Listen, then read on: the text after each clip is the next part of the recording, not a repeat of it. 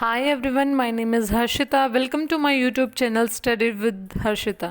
आज का हमारा सेशन है commerce UGC NET previous year question paper June 2013.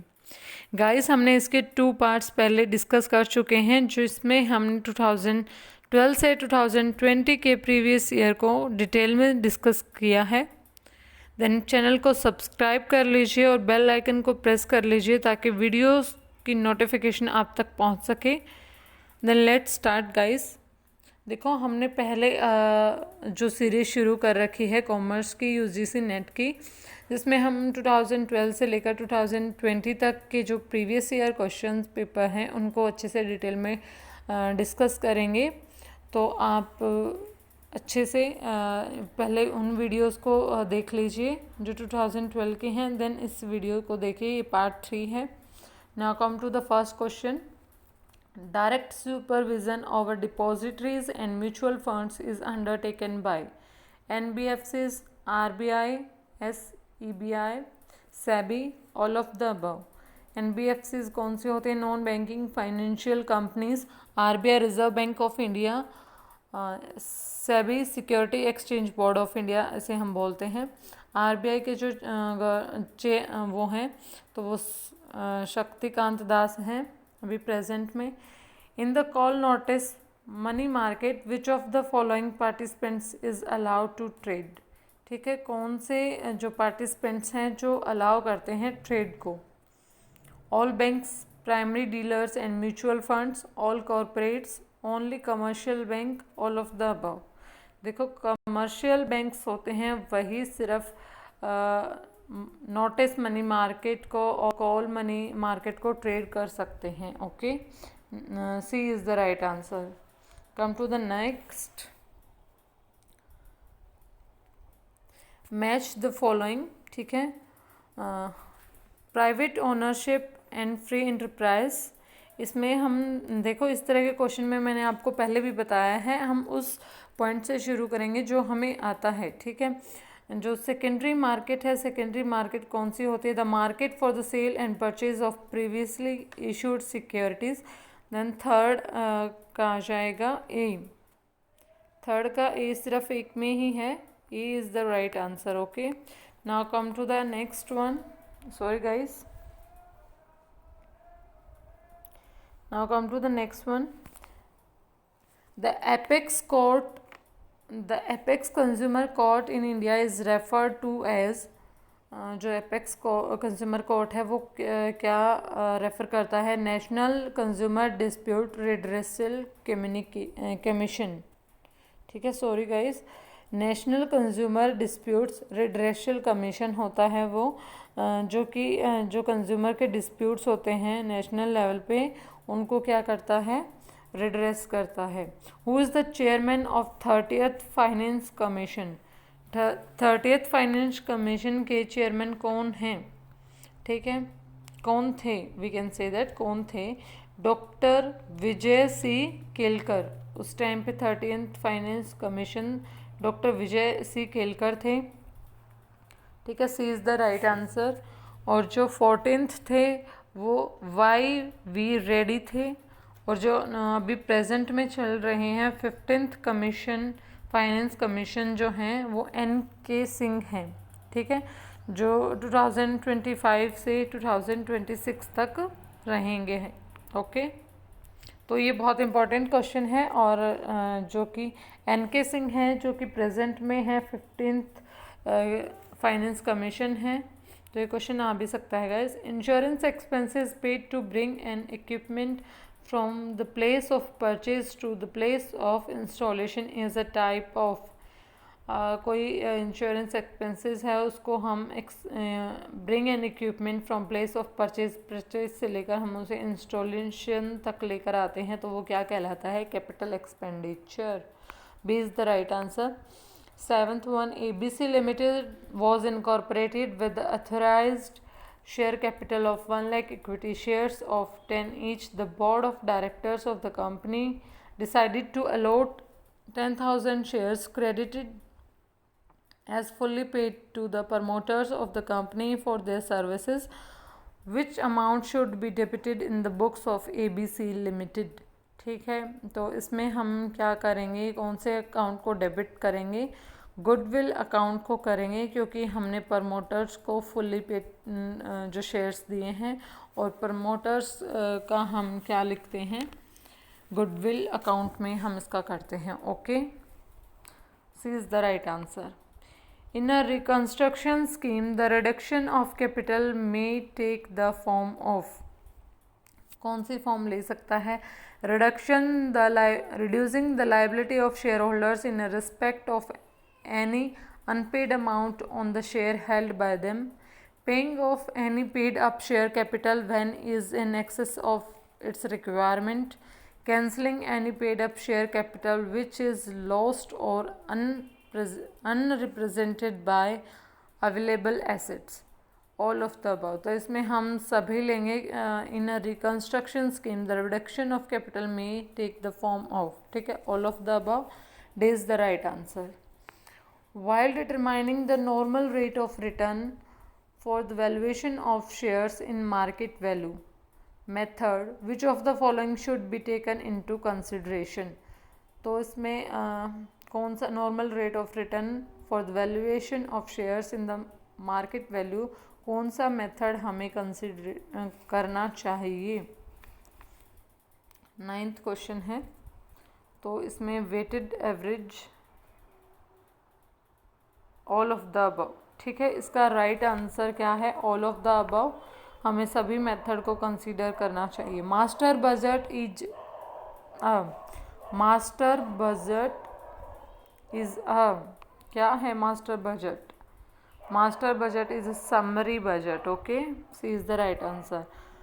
Come to the next question. Assertion क्या कहता है, want satisfying power of a commodity is called its utility. Reason क्या है, यूटिलिटी में not have the characteristics of morality. ठीक है, ये reason भी सही है और असर्शन भी सही है, क्योंकि जो यूटिलिटी होता है उसमें कोई मोरलिटी का कोई भी कैरेक्टरिस्टिक नहीं होता है। तो both A and B correct, is the right answer. Come to the next question. Contraction of demand, तो मैंने फिर बताया था इसमें हम क्या करेंगे, जो हमें आता है अच्छे से उस पॉइंट को पकड़ेंगे। कॉन्ट्रैक्शन ऑफ डिमांड जो है वो किस वजह से होता है, प्राइस चेंज इफेक्ट से होता है। ठीक है, तो ए का थर्ड कहाँ पर है, ए का थर्ड सिर्फ ए में ही है, then A is the right answer. और फिर डिक्रीज इन डिमांड वो होता है non price change effect, means अगर सप्लाई, जैसे देखो सप्लाई बहुत ज़्यादा हो गई है किसी प्रोडक्ट की, तो क्या हो जाएगा, डिक्रीज़ इन डिमांड तब भी हो सकता है। अगर जो सप्लाई है वो बहुत कम हो गई है किसी प्रोडक्ट की, तो उसकी क्या हो, डिमांड बढ़ सकती है। तो ऐसे भी हो सकता है। प्राइस चेंज इफेक्ट होता है contraction of demand. Okay, contraction of demand price change होने से होता है। Come to the next question. Assertion दिया हुआ है जिसमें कि as the proportion of one variable factor in a combination with fix factors is increased after a point that marginal product of the factor will diminish. ठीक है, इसने क्या कहा है कि एक पॉइंट पर एक कॉम्बिनेशन के से आगे जब बढ़ जाते हैं तो क्या हो जाता है, marginal product of that factor will diminish. बिल्कुल ठीक कहा है। रीज़न क्या है, beyond the level of optimism combination of inputs lead to this cords. ठीक है, तो ये बोथ क्या, A R is appropriate reason of A, तो दोनों ही ठीक है। Now come to the 14th question. 14th question में क्या है, इंडिफरेंस कर्व है। इंडिफरेंस कर्व है जिसमें हम डिमांड कर्व से हम लेते हैं। डिमांड कर्व का हमें बहुत अच्छे से पता है, slopes downward to the right. तो बी का क्या रहेगा, बी का फर्स्ट रहेगा, जो कि C is the right answer. Okay, तो हम ऐसे लेके चलेंगे, जो हमें अच्छे से आता है उसको पॉइंट को पकड़ेंगे, फिर हमारा इजीली सॉल्व हो जाएगा। ओके, तो इसमें क्या रहा, C is the right answer. Perfect competition जो डिमांड कर्व का हमने बता दिया है, फर्स्ट है बी का, और एक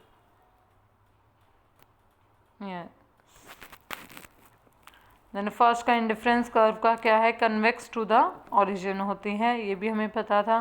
परफेक्ट कंपटीशन कहाँ होता है, जहाँ पर P is equal to AR, AR is equal to MR, MR is equal to D। ठीक है,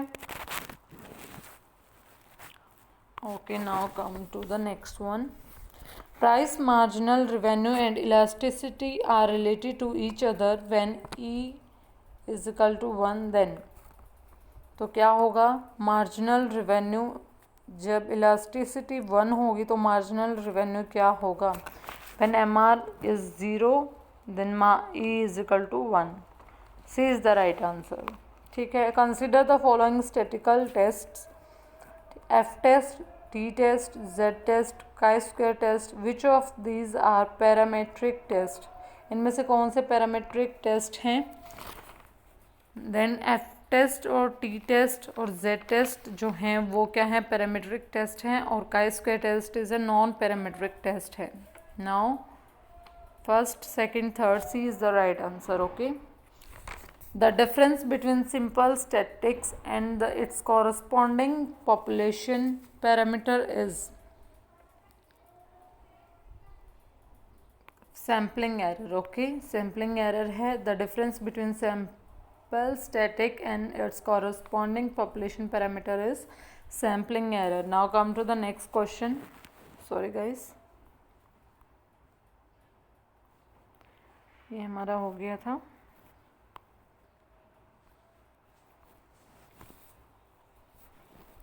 Now come to the next question. Level of, now come to the 18th question. Level of significance equal to population mean. ठीक है, तो first का क्या रहेगा, सी रहेगा, क्योंकि ये क्या है, टाइप 1 एरर है। Level of significance equal to population mean, first का सी आएगा। फर्स्ट का सी हमारा 2 में है, बी और सी में है। Now come to the second point, standard deviation of sampling distribution. ठीक है, तो इसका आएगा डी, ये क्या है, स्टैंडर्ड एरर है, तो B is the right answer. 18th का जो बी है वो राइट आंसर है। नॉर्मली डिस्ट्रीब्यूटेड पॉपुलेशन, फोर्थ का क्या रहेगा, ए। ठीक है, sample mean, B is the right answer. Okay, Kendall's coefficient of concordance is used to. ठीक है, कैंडाल्स का कोफिशिएंट किसके लिए यूज़ किया जाता है, टेस्ट द डिफरेंस अमंग 2 और मोर सेट्स ऑफ डेटा, ये नहीं है। The test the relationship between variables, ये राइट आंसर है, क्योंकि जो ये कैंडाल्स का कोफिशिएंट कॉरेस्पॉन्डेंस ये यूज़ किया जाता है, ये मेनली 2 वेरिएबल्स के बीच में रिलेशनशिप फाइंड करने के लिए यूज़ किया जाता है। Which of the following softwares are use for data processing, कौन से सॉफ्टवेयर हैं जो डाटा प्रोसेसिंग के लिए यूज़ किए जाते हैं। एक्सेल किया जाता है, एक्सेस किया जाता है, SPSS किया जाता है, और 5th वन PASW भी किया जाता है डाटा प्रोसेसिंग के लिए, स्टार नहीं किया जाता। तो इसमें जो राइट आंसर है वो first, second, third and fifth, A is the right answer. Okay, now come to the next question, 21 question. ठीक है, ग्रेप वाइन। अब हम ग्रेप वाइन से पता चल सकते हैं ये क्या है, एक तरह की गॉसिप है, नॉन फॉर्मल कम्युनिकेशन है ग्रेप वाइन। देन फर्स्ट का जो सी है वो कहाँ पर है, ए में है सिर्फ। ठीक है, तो ए is the right answer. Formal group जो आएगा उसमें ए आएगा, टास्क ग्रुप होता है वो। इनफॉर्मल ग्रुप कौन सा होता है, इनफॉर्मल ग्रुप होता है नेशनल ग्रुप। और कर्ट लुविन का जो है वो फोर्थ का क्या आएगा, B, field force theory. Kurt Lewin ने कौन सी दी है, फील्ड फोर्स थ्योरी, तो इसका जो A is the right answer है। Okay, come to the next question. Who has suggested that achievements, motivation among individuals and nations can be developed through training courses? तो ये किसने सजेस्ट किया था? ये किया था मैककेलनान ने किया था। ये मैक है, सॉरी गाइस, ये मी लिखा हुआ है। मैककेलान ने ये जो दिया था, sorry guys.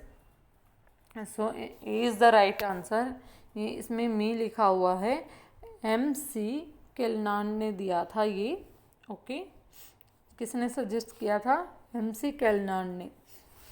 Now come to the next question. Assertion दिया हुआ है, when span of control is wide, coordination and control becomes difficult. ये बिल्कुल ठीक है, क्योंकि जब बहुत ज़्यादा जो स्पैन ऑफ कंट्रोल वाइड हो जाता है तो वो बहुत डिफ़िकल्ट हो जाता है कंट्रोल करने में। रीज़न क्या है? In a narrow span level of authority reduces. ऐसा तो नहीं है कि हम जो नैरो स्पैन है उसमें बहुत, इसलिए मतलब देखो, इसका ये रीज़न तो हम नहीं दे सकते कि बहुत ज़्यादा जो वाइड हो जाता है स्पैन ऑफ कंट्रोल, तो उसमें क्या होता है, हमें डिफ़िकल्टी होती है, इसलिए हम छोटा कर लें। ये तो कोई रीज़न नहीं है ना। तो अगर आपको डिफ़िकल्टी होती है तो थोड़ा आप कुछ लेवल्स पे ब्रेक कर दीजिए, डिफरेंट डिपार्टमेंट्स को अथॉरिटी डिसाइड असाइन कर दीजिए। तो इसका रीज़न ठीक नहीं है। तो A is true but R is false. C is the right answer. Okay. Come to the next question. The general pattern of behavior, shared belief and values that members have in common is known as. General pattern of behavior, shared belief and values that members have in common is known as organization culture. Organization के culture में ही क्या करते हैं हम, अपने behaviour, अपने pattern, अपने belief, अपनी वैल्यूज़ को क्या करते हैं, शेयर करते हैं एक दूसरे के साथ। ठीक है। Which of the following is not a principle of management according to Henry Fayol. Henry Fayol के अकॉर्डिंग कौन सा मैनेजमेंट का प्रिंसिपल नहीं है? बहुत इजी क्वेश्चन है। यूनिटी ऑफ मैनेजर्स, ये क्या है? हेनरी फ्योल का क्या नहीं है? प्रिंसिपल नहीं है। C is the right answer. Come to the next question. Which of the following concept is based on development, design and implementation of marketing programs, processes and activities that recognize their breadth and interdependence। ठीक है, तो कौन से इसमें है जो कि क्या करता है, हेल्प करता है recognize the breadth and interdependence marketing programs. Okay, ये इसमें आएगा holistic marketing concept. Holistic marketing concept होता क्या है, पहले हम ये पढ़ेंगे, फिर उसके बाद में हम देखेंगे क्या इसका राइट आंसर है। Holistic marketing approach is based on the development, design and implementation of marketing programs, process, activities that recognize the breadth and interdependencies. Exactly, क्योंकि जो ये क्या करता है, ओवरऑल मार्केट की बात करता है holistic marketing approach, rather than further few points. ठीक है, तो ये पूरी मार्केट की बात करता है, डेवलपमेंट की बात करता है, इम्प्लीमेंटेशन की बात करता है। तो ये क्या आ जाएगा, holistic marketing approach. D is the right answer. Now come to the next question. The concept of marketing mix consisting of 4 P's of marketing was developed by. किसने डेवलप किया था? ये भी बहुत ईजी क्वेश्चन है जो हमने अपने ग्रेजुएशन और मास्टर्स में पढ़ा होगा।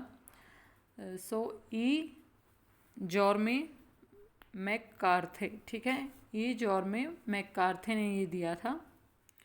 ए is the right answer. The selling concept is most likely to be used by firms which sell. The selling concept is most likely to be used by firms which sell convenience goods, shopping goods, speciality goods, unsought goods.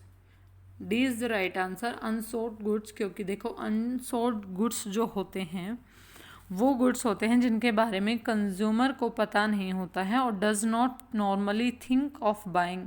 ठीक है, जो ना ही वो मतलब सोचते हैं खरीदने का। For example, fire extinguishers, funeral services, जो कि है कंज्यूमर वो ख़रीदना नहीं चाहता, क्योंकि पहले से तो कोई सोच के नहीं रखता कि हाँ हमें अभी मतलब हमें कुछ दिनों बाद फ्यूनरल सर्विसेज की नीड होने वाली है, तो ऐसी सर्विसेज क्या होती हैं, अनसोल्ड गुड्स होते हैं जिनके बारे में क्या होता है, सेलिंग कॉन्सेप्ट को यूज़ किया जाता है।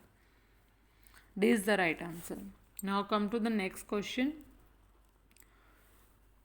देखो इसमें जो हमें मेनली थ्योरीज दी हुई हैं कि किसने क्या दिया था, तो ये एक क्रैमिंग का क्वेश्चन है जिसमें हमें क्या करना है, क्रैम ही करना है कि किसने क्या दिया था। 29 का इसमें हम देखते हैं कि हमें किसका पता है। जीडी पावर ने क्या दिया है, जीडी पावर ने दिया है क्वालिटी रेटिंग ऑफ ऑटोमोबाइल्स। ठीक है, तो बी का थर्ड कहाँ पर है, बी का थर्ड ये सिर्फ एक क्वेश्चन में है, तो इसका जो डी है, D is the right answer. Okay, GD power का जो क्वालिटी रेटिंग ऑटोमोबाइल्स है, और इवरिट एम रोगर्स जो ने दिया है, फर्स्ट का क्या है, फोर्थ है डिफ्यूज़न ऑफ इनोवेशन। ठीक है, और फिर दिया है किसने, पारासुरमन एंड जेठामल एंड बैरी। ठीक है, ये सी का जो राइट आंसर है, सी का क्या है, फर्स्ट सर्विस क्वालिटी मॉडल। ठीक है, ये इन्होंने दिया है। और जीडी पावर मैंने आपको बताया ही है, क्वालिटी रेटिंग का है। और D1 इज़ ग्रोनरूस का क्या है, 3 type of marketing for services. Gronroos ने दिया है 3 type of marketing for services. आप गाइस इसे ध्यान से कर लेना क्योंकि ये थ्योरेटिकल है, इसमें कुछ समझाने का नहीं है, क्रैमिंग क्वेश्चन है। Consumer attitudes and believes about diet, health and nutritions are influenced by, किससे इन्फ्लुएंस्ड होता है, हमारे कल्चरल इन्वायरमेंट से इन्फ्लुएंस होता है। ठीक है, जो हमारा कल्चर है उससे हमारे बिलीफ, हमारी डाइट, हमारी हेल्थ जो है, हमारा जो एटीट्यूड है वो क्या है, वो हमें इंट्रोड्यूस करता है कि हम कैसे पर्सन हैं। Okay, positive NPV in project appraised by a firm may not occur an account of.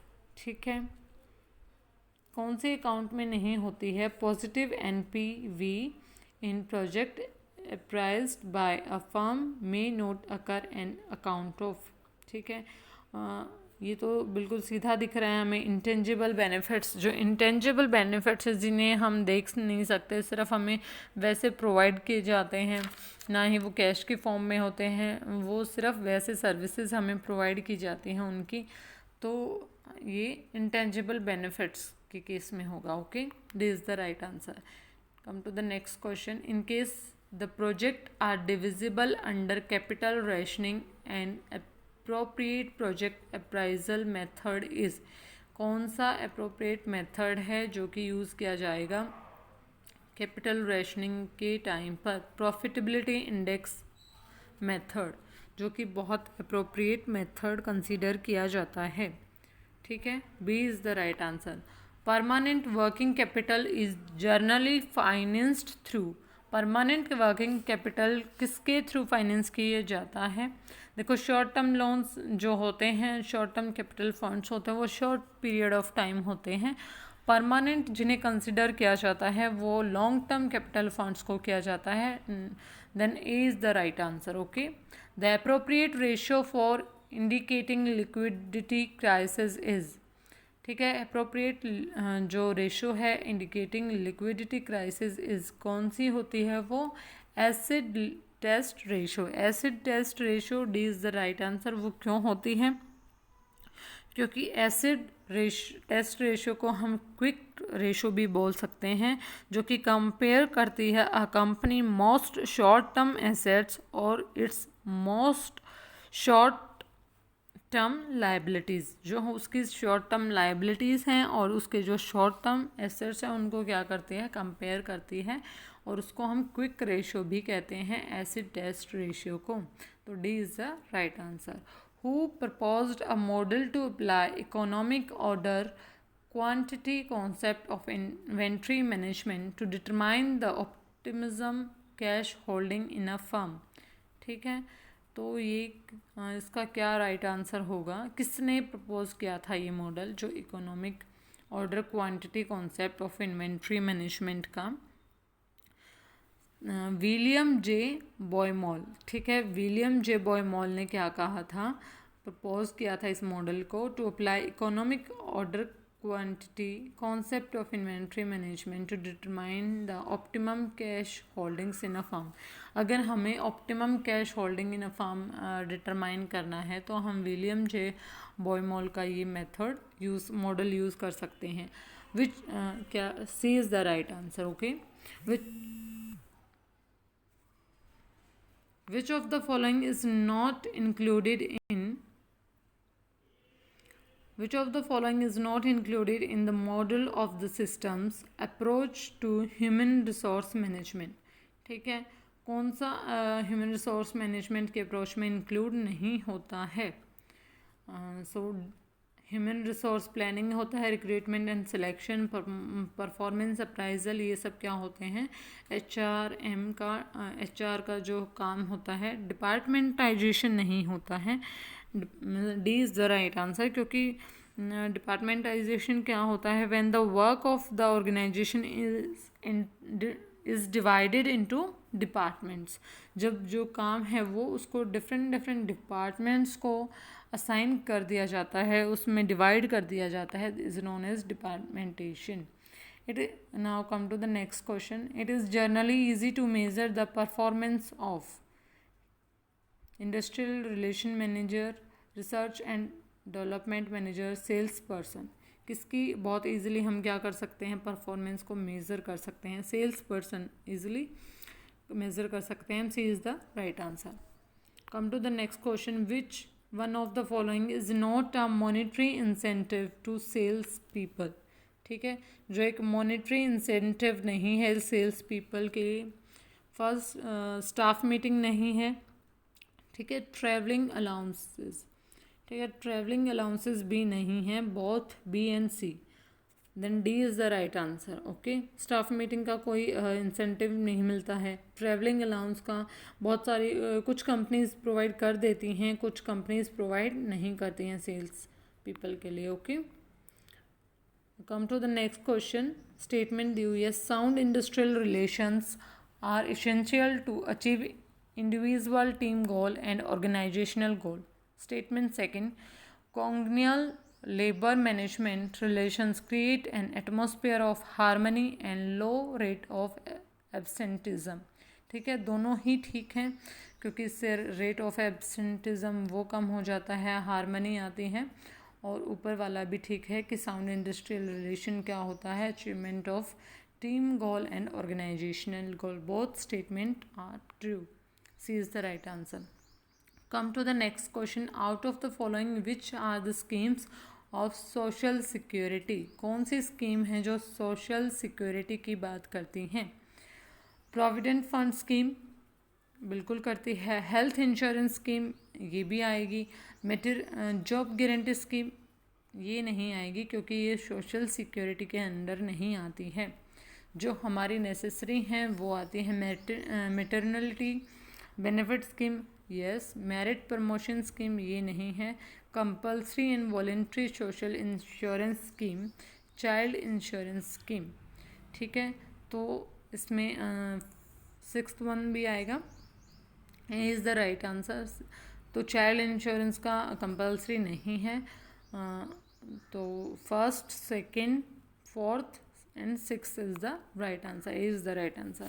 RBI ensure that bank operate within the set norms by conducting on-site inspection and off-site monitoring। ठीक है, on site क्या करेंगे हम, क्या inspection करेंगे, is the right answer, and off site monitoring करेंगे। Come to the next question. Under section 37 of the banking Regulation Act, a moratorium order can be issued by the High Court for a maximum total period of, कितने period के लिए जो है moratorium का order हो सकता है, ये मेनली होता है 6 मंथ्स के लिए, then B is the right answer.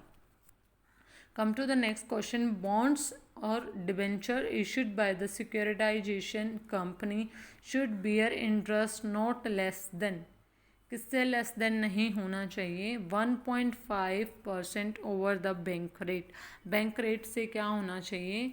Less than नहीं होना चाहिए। ओके, इससे ज़्यादा ही होना चाहिए, तभी तो लोग बॉन्ड्स और डिबेंचर्स में इशू अपने पैसे को लगाएंगे। अगर इससे ज़्यादा नहीं होगा तो फिर वो बैंक में ही प्रेफर करेंगे अपने पैसे को। Then C is the right answer. Come to the next question.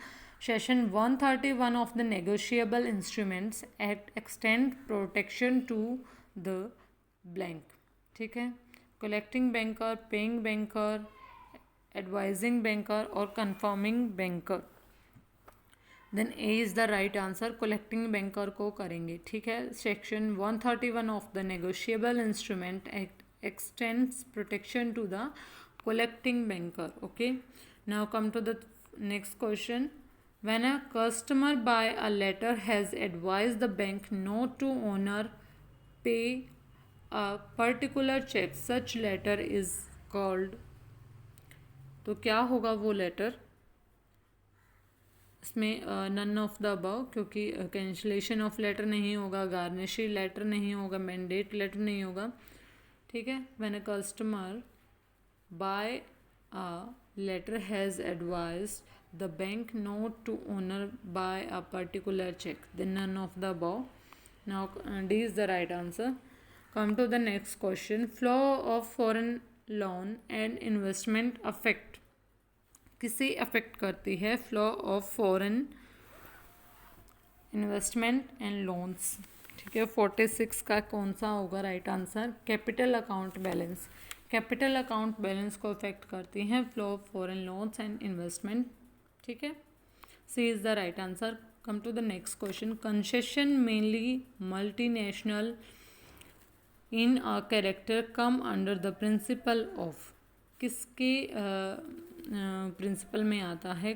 Concession mainly multinational in character come under the principle of reciprocity. Reciprocity is the right answer. 47 का क्या रहेगा? B is the right answer. Come to the next question. From the following identify the one which is not a commercial counter trade. इनमें से कौन सा commercial counter trade नहीं है?